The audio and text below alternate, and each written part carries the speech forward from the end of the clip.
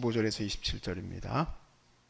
여호와의 말씀이 또 내게 임하여 이르시되 인자야 내가 내 눈에 기뻐하는 것을 한 번 쳐서 빼앗으리니 너는 슬프거나 울거나 눈물을 흘리거나 하지 말며 죽은 자들을 위하여 슬퍼하지 말고 조용히 탄식하며 수건으로 머리를 동이고 발에 신을 신고 입술을 가리지 말고 사람이 초상집에서 먹는 음식물을 먹지 말라 하신지라. 내가 아침에 백성에게 말하였더니 저녁에 내 아내가 죽었으므로 아침에 내가 받은 명령대로 행하매 백성이 내게 이르되 네가 행하는 이 일이 우리와 무슨 상관이 있는지 너는 우리에게 말하지 아니하겠느냐 하므로 내가 그들에게 대답하기를 여호와의 말씀이 내게 임하여 이르시되 너는 이스라엘 족속에게 이르기를 주 여호와의 말씀이 내 성소는 너희 세력의 영광이요 너희 눈의 기쁨이요 너희 마음의 아낌이 되거니와 내가 더럽힐 것이며 너희의 버려둔 자녀를 칼에 엎드러지게 할지라. 너희가 에스겔이 행한 바와 같이 행하여 입술을 가리지 아니하며 사람의 음식물을 먹지 아니하며 수건으로 머리를 동인 채 발에 신을 신은 채로 두고 슬퍼하지도 아니하며 울지도 아니하되 죄악 중에 패망하여 피차 바라보고 탄식하리라. 이같이 에스겔이 너희에게 표징이 되리니 그가 행한 대로 너희가 다 행할지니라. 이 일이 이루어지면 내가 주 여호와인 줄을 너희가 알리라 하라 하셨느니라. 인자야 내가 그 힘과 그 즐거워하는 영광과 그 눈이 기뻐하는 것과 그 마음에 간절하게 생각하는 자녀를 데려가는 날 곧 그날에 도피한 자가 내게 나와서 내 귀에 그 일을 들려주지 아니하겠느냐. 다 함께 그날에 내 입이 열려서 도피한 자에게 말하고 다시는 잠잠하지 아니하리라. 이같이 너는 그들에게 표징이 되고 그들은 내가 여호와인 줄 알리라. 아멘. 저는 성격이 외향적이에요. 저희 아버지도 성격이 외향적이에요. 그리고 그렇게 또 사람 만나는 것도 좋아하시고 이렇게 물건 흥정하는 걸 또 그렇게 좋아하세요. 저도 또 물건을 흥정하는 걸 또 그렇게 좋아해요. 그거를 보고 있으면 별로 좋아하지도 않는데 어느 순간 제가 물건을 흥정하고 있는 걸 발견하게 돼요. 이렇게 모르는 사람들한테 아는 척하는 거 별로 안 좋아하거든요. 아버님이 막 그냥 아무한 사람이나 그냥 아는 척하는 거 별로 안 좋아하는데 내가 어느 순간 그렇게 하고 있어요. 아는 사람하고 아는 척하고 있어요. 그래서 스스로 아버님 스스로 그런 얘기를 하세요. 나는 사업가 기질의 사람이다. 그래서 난 목회자 기질이 아니다. 나는 사업가 기질이기 때문에 하나님이 아무리 나를 부르셔도 나는 안 가겠다 해서 40일 금식했었거든요. 죽으면은 사업 안 해도 되고, 목회 안 해도 되고, 안 죽으면 목회해야 되니까 그렇게 해가지고 하려고 그때 이제 40일 금식을 하셨었죠. 아무튼 본인 스스로 사업에 기질이 많다 생각을 하는데 오히려 어머님은 이렇게 내향적이세요. 사람을 많이 만날 수밖에 없는 지금 상황 가운데 있으니까 그렇지 혼자 이렇게 하실 때 더 이제 힘이 나는 분이 이제 내향적인 성격이죠. 근데 오히려 제가 보니까 어머니가 더 사업가 기질이 있으세요.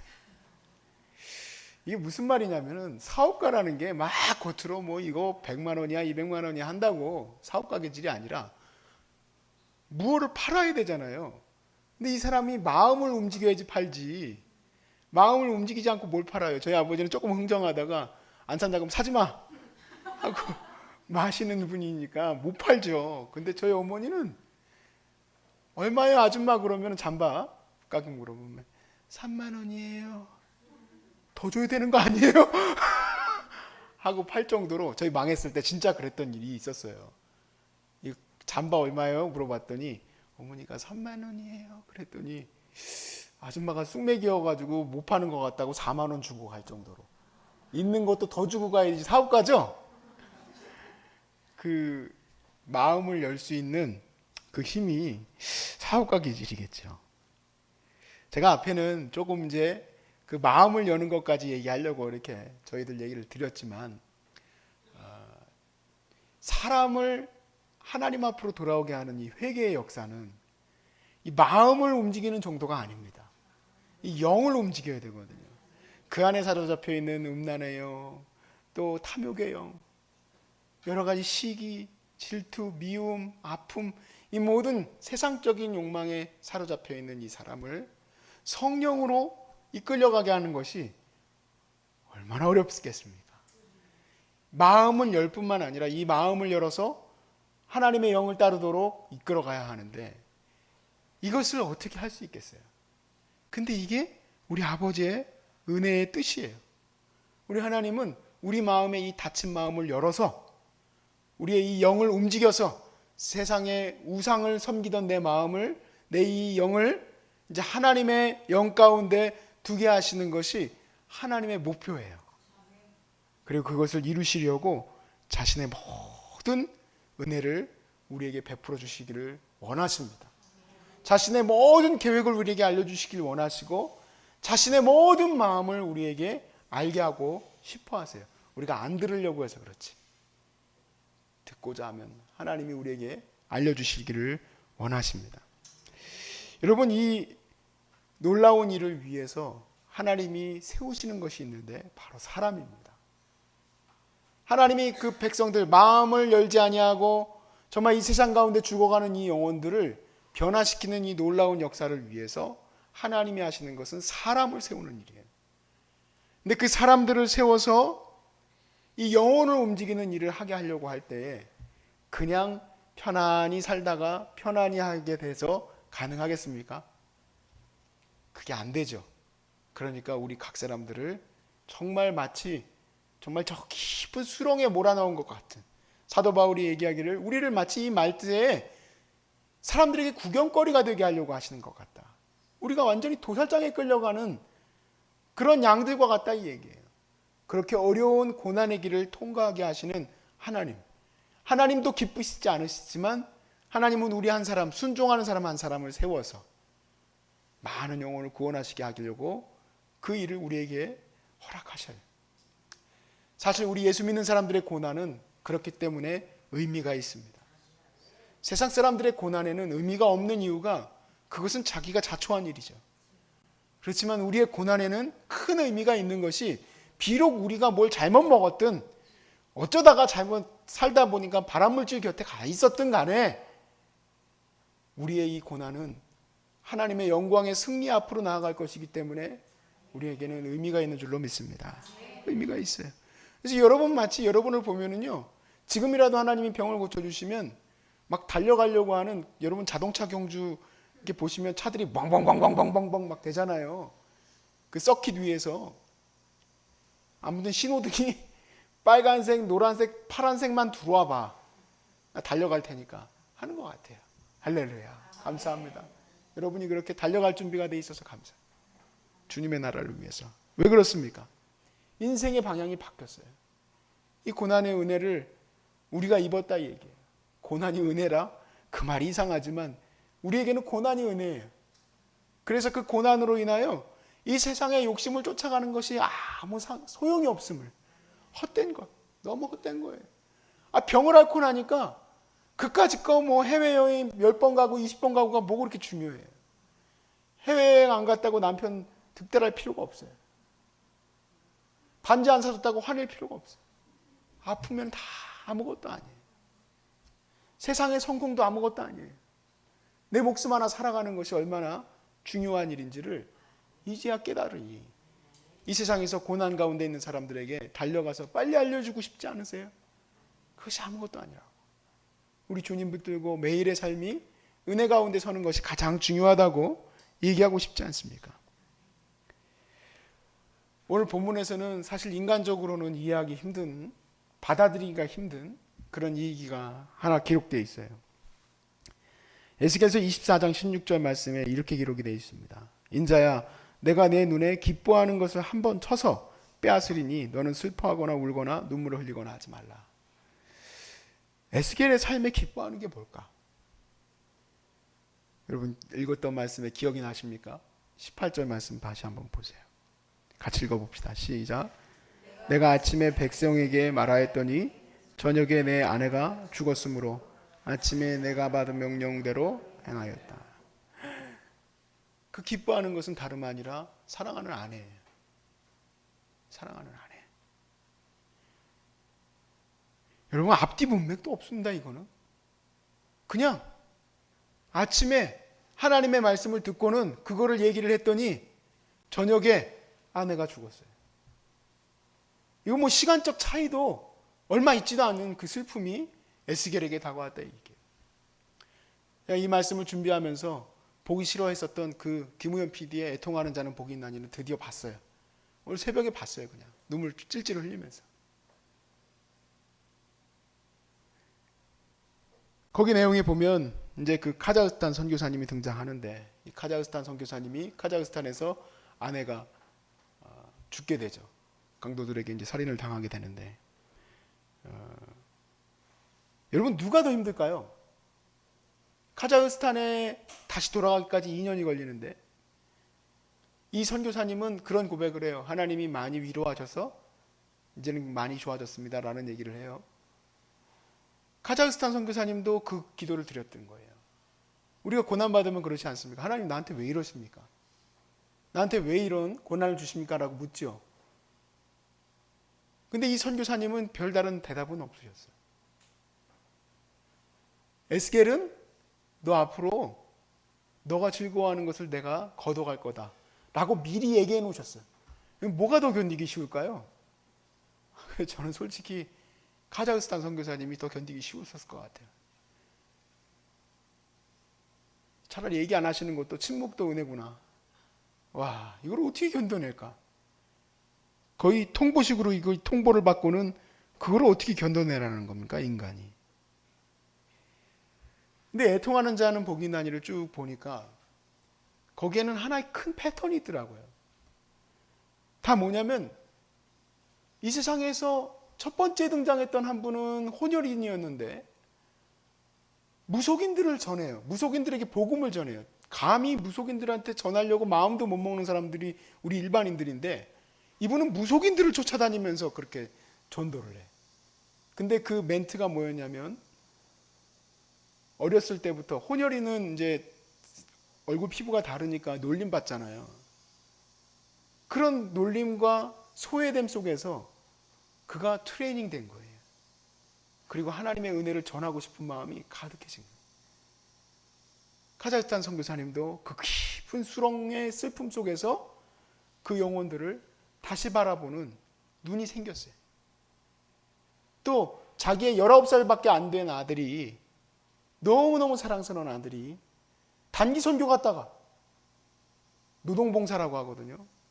제가 그거 보고 내가 깜짝깜짝 마음에 뜨끔했던 게 있어요.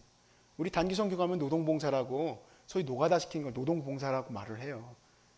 가면 이제 애들 이제 노가다를 조금 시켜요. 함부로 시키면 안 되겠더라고, 그것도. 그거를 하다가 갑자기 이 산이 무너져가지고 19살짜리 애가 죽었어. 그런데 그 땅을 향해서 계속 기도하는, 캄보디아 위에서 기도하고.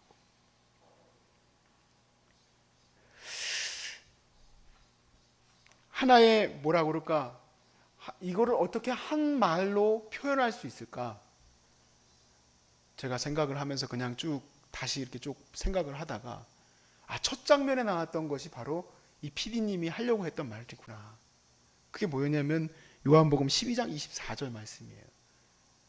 이 다큐멘터리를 보면 첫 장면에 밀밭이 나오면서 요한복음 12장 24절이 이렇게 쭉 떠요. 그 말씀은 이렇습니다. 내가 진실로 진실로 너희에게 이르노니 한 알의 밀이 땅에 떨어져 죽지 아니하면 한 알 그대로 있고 죽으면 많은 열매를 맺느니라. 뭘 모르는 제 어렸을 때에는 가난한 것이 싫어서 하나님을 원망하며 하나님 왜 나를 가난하게 만듭니까? 우리 아버님은 왜 이렇게 목회가 매번 이렇게 어려워집니까? 우리는 왜 이렇게 앞으로 나아가지 못합니까? 우리는 왜 늘 지하에 있습니까? 이렇게 하나님을 원망했었어요. 그런데 하나님이 그 20년이 넘는 연단의 기간들을 통해서 한 사람 한 사람을 다 알곡이 썩어져 가게 하시고 그리하여서 많은 열매를 맺는 믿음의 나무들로 세워주셨구나. 우리 각자는 지금 다 따로따로 살아요. 각자는 다 자기 나름대로의 사명을 감당해요. 우리 내 식구 말로. 그 깊은 힘겨움을 갈 수밖에 없게 하나님이 만드셨어요. 그런 이후에 우리 안에는 생명에 대한 그런 마음을 주신 거예요. 한 영혼을 구원해야 되는 마음을 주신 거예요.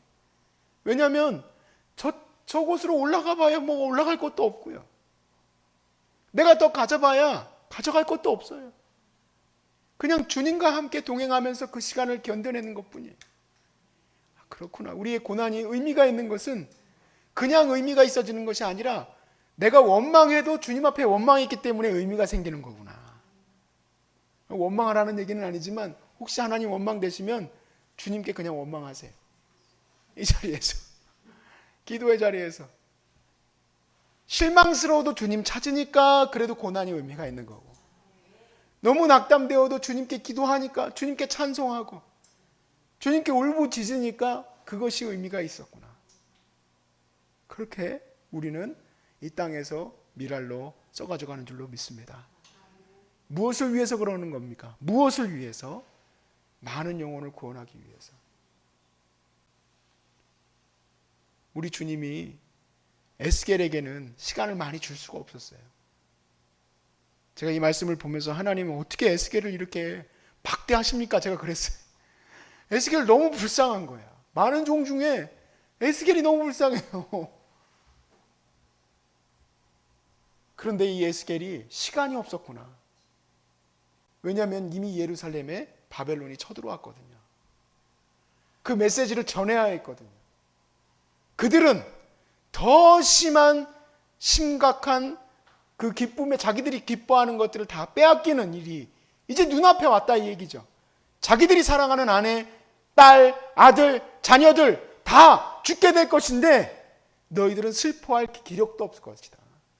너희들은 슬프다고 서로 모여서 소위 말해서 그 장례식장에서 먹는 그런 음식도 먹을 기회도 없을 것이다 라는 거예요.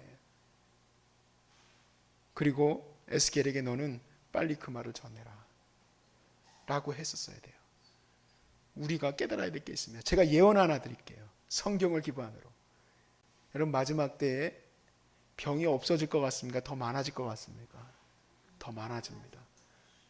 우리가 상상할 수 없는 병들이 더 나타날 거예요. 또 뿐만 아니라 여러분, 이 자연환경이 우리가 컨트롤할 수 있게 되겠습니까? 비도 만들려고 하는 요즘 시대인데 더 심각해지죠?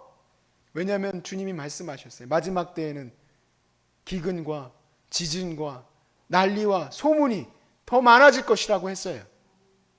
또 그뿐만 아니라 계시록에서는 하나님의 진노의 잔이 부어지자 사람들의 악창이 나매 그들이 하나님을 원망하며 회개하지 아니하였다 라고 말씀드려요.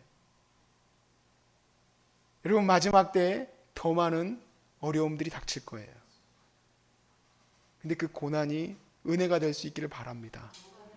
왜냐하면 여러분들이 그 모든 사람들에게 이 메시지를 전하기 위해서 가야 할 자들이기 때문에 그래요. 복음의 메신저로 세워지기 위해서 이 시간을 이기고 있음을 믿으시기 바랍니다. 그리고 힘들고 어려워도 기도의 자리에서 원망하시는 한이 있더라도 기도의 자리에서 주님과 함께 만나시길 바라고 주님과 함께 넉넉히 이겨나갈 수 있음을 믿으시기 바랍니다. 시간이 오래 걸리는수록 더 중한 병일수록 여러분 기대하십시오. 여러분을 더 크게 쓰실 줄로 믿습니다. 더 하나님께서 아름답게 세워놓으실 줄로 믿어요.